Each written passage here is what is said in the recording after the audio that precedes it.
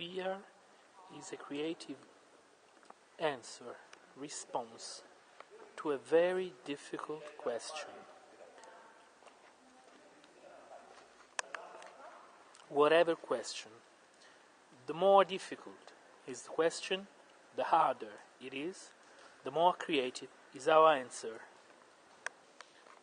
We can fear a sudden darkness, unexpected.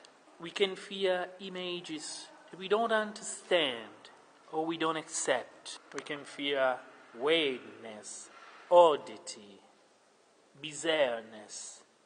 We can fear empty streets, the void, the lull, steps. We can fear cold, rain.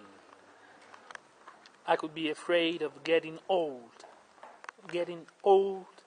and lonely. I'm scared. I'm afraid of the past coming back. That sense of revenge that any past and any future bring with them against us. Even in the domain of beauty, I can have fear. I can create my own fears. Fears are mine, and I'm their creature. I'm created by fears. When I'm a child, I invent them. I produce them. They are a tool. They are my creative tool to get by, to go on, to feel strong. Fears make me feel strong, make me see the light. When I was a child, I invented them. I created them. I produced them. Now they reinvent me. When I was a child, world was full of signs I didn't understand, full of words I wasn't able to read. Roads and buildings made no sense to me. Cars and large spaces made no sense to me.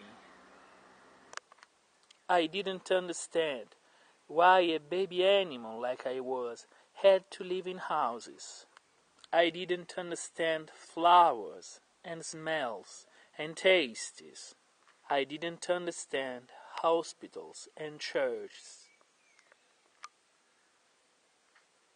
I didn't understand schools and hospital and church.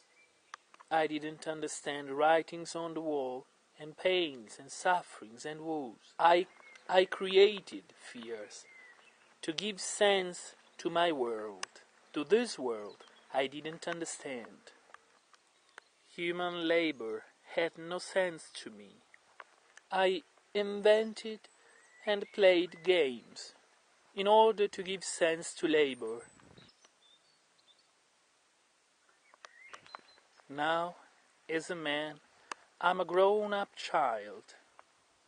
I still have to invent fears to give sense to my world, to this world.